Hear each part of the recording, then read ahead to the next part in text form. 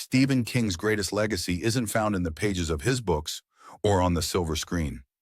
It's in the way he has inspired millions, not just to read, but to dream, to confront fear, and to find meaning even in life's darkest moments. Welcome to Icons of History, where we dive deep into the past to uncover the stories of the individuals who shaped our world. From great leaders to visionaries who changed the course of humanity, here we bring you the tales of the icons who left an indelible mark on the pages of history. The heavy silence of a hospital room. That's how Stephen King's legendary career almost came to a tragic early end. It was June 1999 when King, out for a routine walk in rural Maine, was struck by a minivan. The injuries were gruesome: multiple fractures, crushed ribs, and a collapsed lung. To anyone else, it would have been simply devastating. But for Stephen King, it became both a physical and symbolic turning point, marking a rare pause in one of the most prolific writing careers of modern times and forcing him to reflect on a life punctuated by horror, imagination, and resilience. This moment, both fragile and defining, is emblematic of how King approaches his craft and his life, with persistence, unflinching self-awareness, and an insatiable hunger for storytelling. Stephen King, often dubbed the King of Horror, has become quite simply one of the most influential writers to ever grace the literary world. His books aren't just stories, they're cultural phenomena, tackling themes of fear, morality, loss, and the supernatural in ways that have terrified and thrilled millions. But how did a boy from a modest upbringing in Maine grow into this towering figure in literature? And what makes his work so enduring? Stephen Edwin King was born on September 21st, 1947, in Portland, Maine. From the beginning, his life was marked by struggle and a kind of quiet determination. When King was just 2 years old, his father abandoned the family, leaving his mother, Nellie Ruth Pillsbury King, to raise Stephen and his brother David on her own. The absence of a father figure loomed over much of King's early life, reflected later in his novel's frequent exploration of broken families and damaged relationships. His childhood in Durham, Maine was steeped in both challenges and imagination. King was a voracious reader from a young age, devouring books ranging from comic books to science fiction and classic literature. Early on, he showed a propensity for storytelling, often spinning dark and eerie tales inspired by his favorite authors, including H.P. Lovecraft and Richard Matheson. These formative influences sowed the seeds for the kind of writer he would later become, someone unafraid to delve into the macabre while exposing the raw humanity pulsing beneath the surface. King's path to becoming a published author was anything but smooth. After graduating from the University of Maine in 1970 with a degree in English, he struggled to find steady employment. He worked in different odd jobs, including as a laborer at a laundry facility while pursuing his dream of writing. During this period, King met Tabitha Spruce, a woman whose impact on his life and career cannot be overstated. They married in 1971, beginning a partnership that would not only sustain King emotionally, but also anchor him during his darker moments plagued by insecurity and addiction. In 1970, King's persistence finally paid off with the publication of his first novel, Carrie. The story of a bullied teenage girl discovering supernatural powers became an instant success, earning King critical acclaim and establishing him as a fresh new voice in horror fiction. Yet, Carrie, now considered a classic, almost didn't exist. King famously threw the draft of the manuscript into the trash, convinced that it wasn't worth finishing. Tabitha, however, pulled it out, encouraged him to complete it, and proved instrumental in King's very first triumph. From there, King's literary career seemed to explode. Titles like Salem's Lot, 1975, The Shining, 1977, and The Stand, 1978, followed, each showcasing his uncanny ability to mix vivid character work with gripping, supernatural narratives. The Shining, arguably one of his most famous works, took the psychological horror of isolation to chilling heights, portraying a family's descent into madness within the cold, claustrophobic confines of the Overlook Hotel. The landmarks kept coming: Pet Sematary, Itu, Misery, Cujo, Christine, the Dark Tower series, and The Green Mile.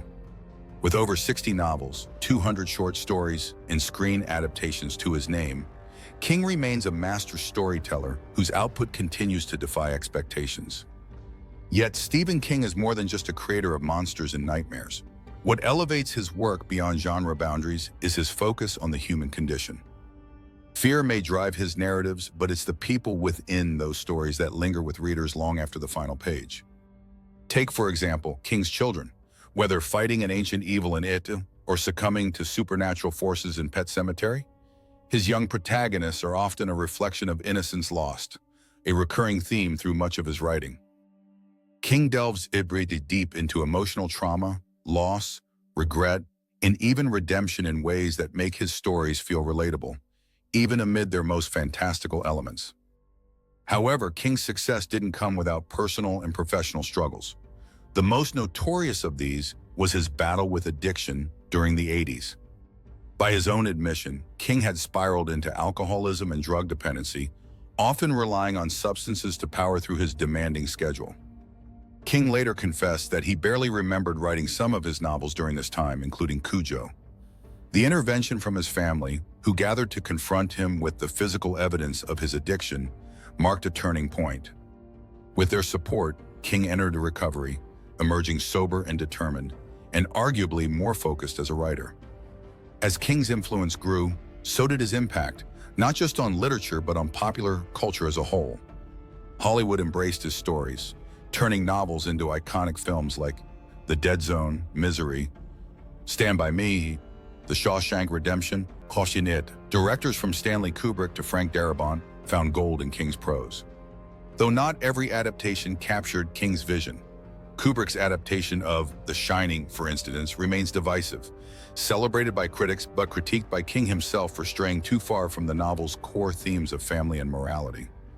Outside the realm of fiction, King has contributed to discourse about writing itself through his memoir and guidebook, On Writing, a Memoir of the Craft, published in 2000. Part autobiography, part writing manual, it offers invaluable insight into King's process, his struggles, and his principles for storytelling. As much as Stephen King's work has shaped contemporary horror and thriller genres, his legacy extends beyond the page.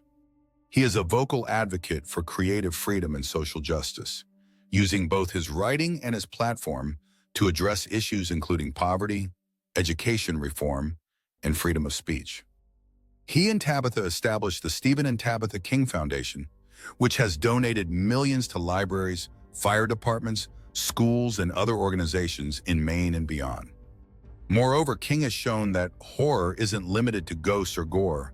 It's in the everyday realities of life. Whether conjuring up a killer car in Christine, a terrifying clown in It, or no supernatural force at all, just the relentless human cruelty of Misery, he has proven time and again that horror's greatest power lies in revealing the vulnerabilities of the human heart. King's resilience in the face of adversity is exemplified not only by his recovery from addiction, but also his response to the 1999 accident. Told he might never walk again, King fought through pain and recovery to return to writing, proving to himself and the world that nothing would stop his creative spirit. Today, Stephen King remains as vibrant and relevant as ever. He's won countless awards, including the National Medal of Arts and numerous Bram Stoker Awards. His books are still bestsellers, with younger generations discovering his extensive catalog through adaptations and cultural references. King's ability to connect with audiences decades after his debut is a testament to his talent, his empathy, and his enduring appeal. But perhaps Stephen King's greatest legacy isn't found in the pages of his books or on the silver screen. It's in the way he has inspired millions, not just to read, but to dream, to confront fear, and to find meaning even in life's darkest moments. Whether through his unforgettable characters, his evocative settings, or his brutal honesty, Stephen King has given readers a mirror to their own hopes and fears. And in doing so, he's become not just the king of horror, but a true master of the human experience.